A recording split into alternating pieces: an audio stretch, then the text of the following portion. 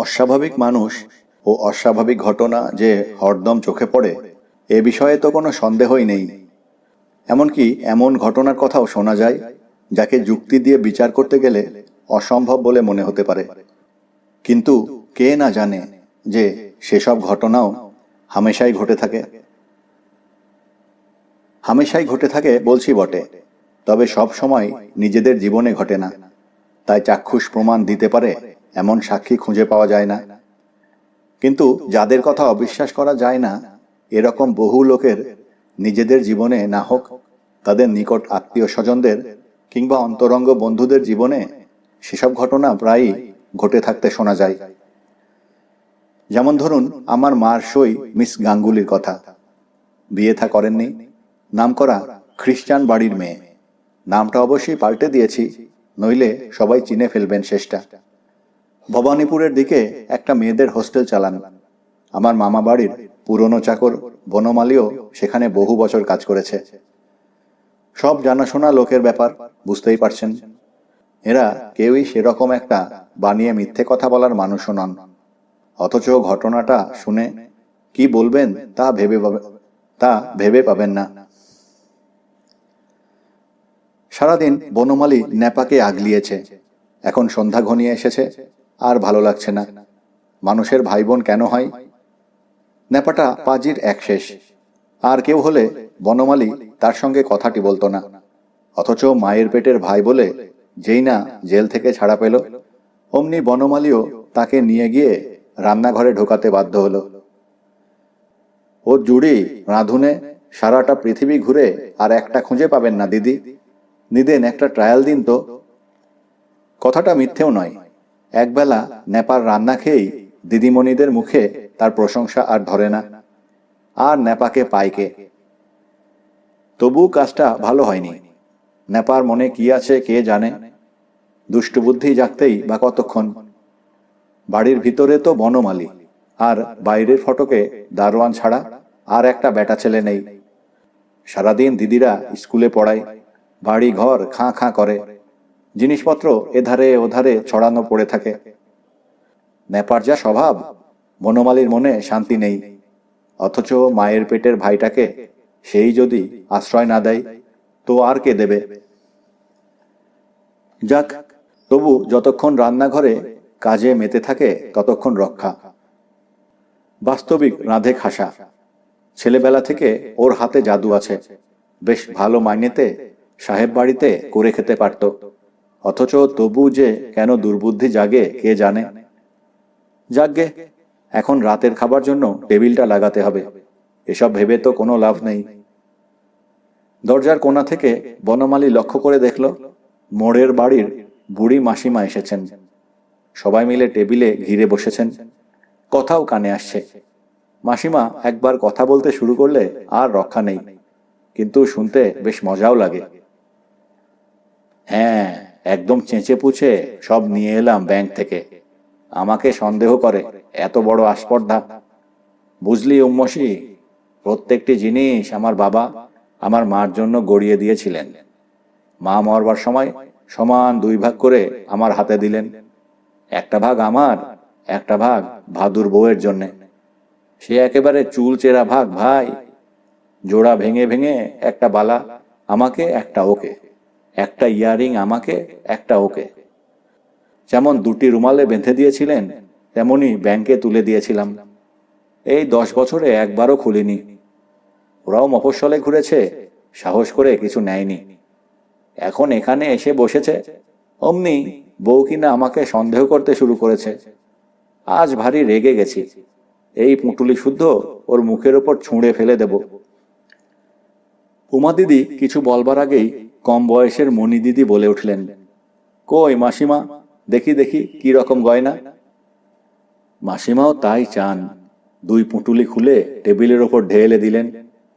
কালো পানা কাঠের উপর ছোট ছোট 2টি সোনার ঢিবির মতো জলজল করতে লাগলো।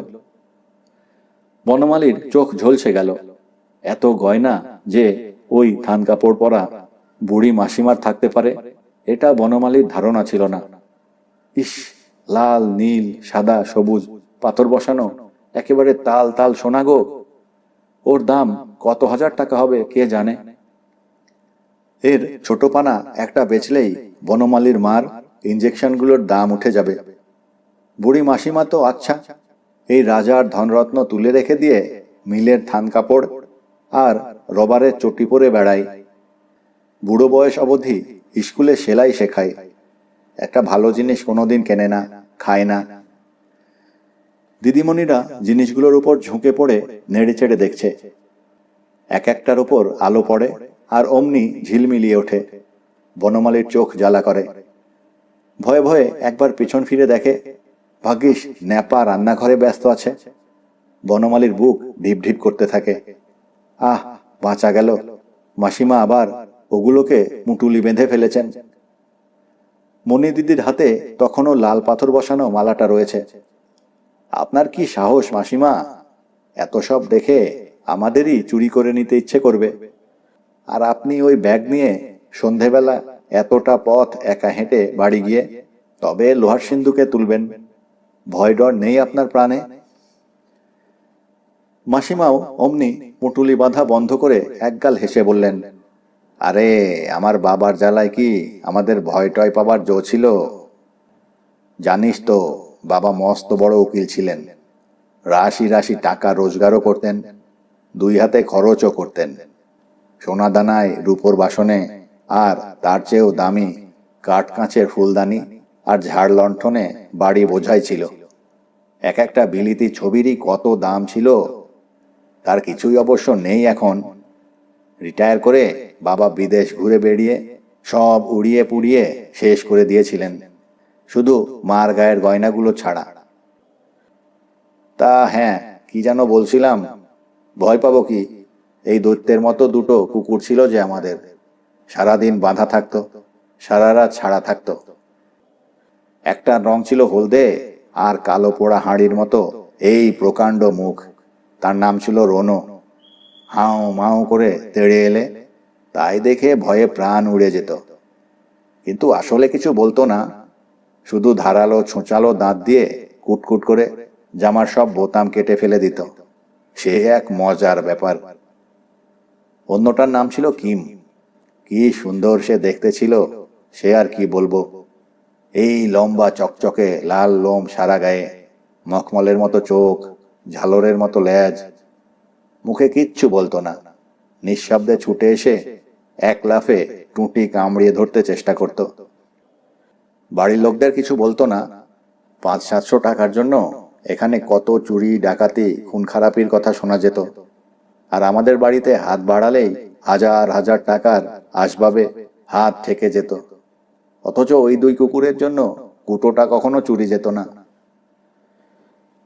আরে তোরা কি বলিস, গোছ গোছা জড়োয়া চুড়ি হাতে দিয়ে মার সঙ্গে তোদের এই বাড়িতেই চায়ের নেমন্তন্ন খেয়ে কত রাত করে বাড়ি ফিরেছি।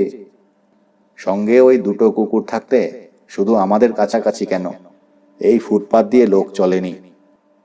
এখানে তখন স্যার গিরীন্দ্র থাকতেন। কত নাম করা লোকের যাওয়া আসা ছিল এ বাড়িতে। কি সুন্দর সাজানো গোছানো ছিল, কি ভালোই যে বাসতাম আমরা ওই কুকুর দুটোকে। কানের কাছে একটা ফোঁস শব্দ শুনে বনমালী চমকে উঠল। নেপার চোখ দুটো অস্বাভাবিক রকম জল জল করছে। যা ভাগ, তোর কাজকর্ম নেই নাকি? নেপা হাত ছাড়িয়ে নিয়ে বলল, কারো অত সোনা দানা থাকা উচিত না, কারো না। নেপা তোর পায়ে পড়ি, আবার কিছু পাকিয়ে বসিস না। এই সবেমাত্র ছাড়া পেয়েছিস, বুড়ো মাকে আর জ্বালাসনি বলছি। ও নেপা শোন বলছি।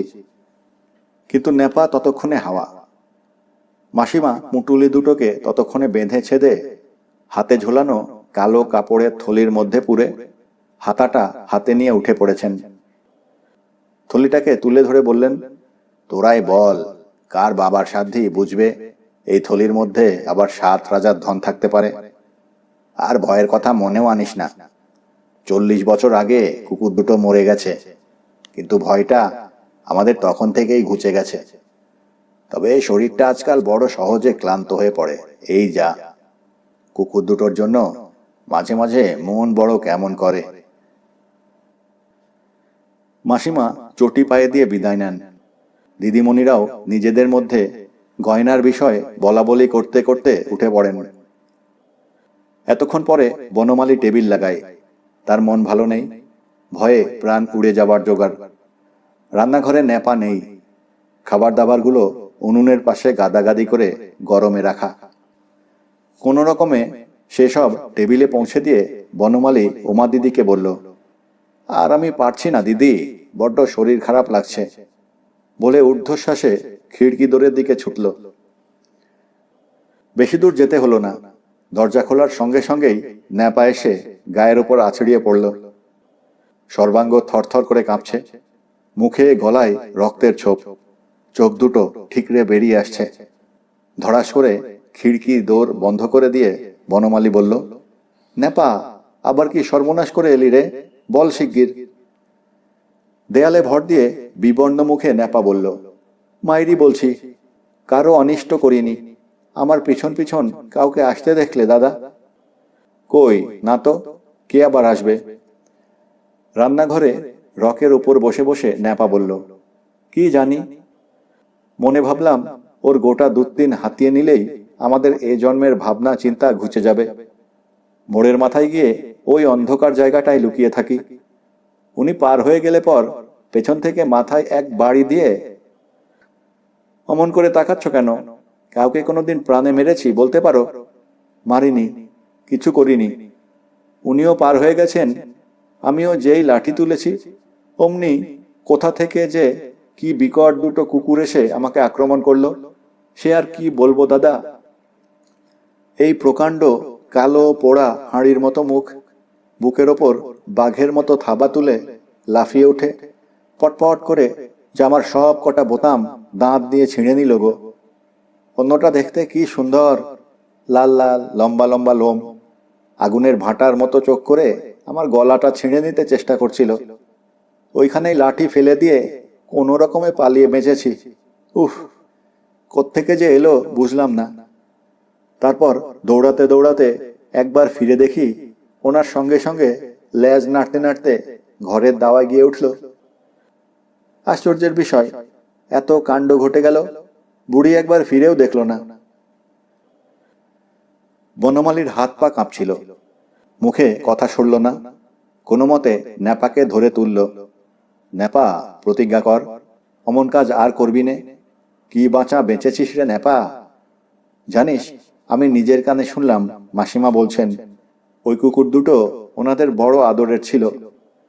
40 বছর হলো মরে গেছে। ও কি, ও ন্যাপা, আবার বসে পড়লি যে?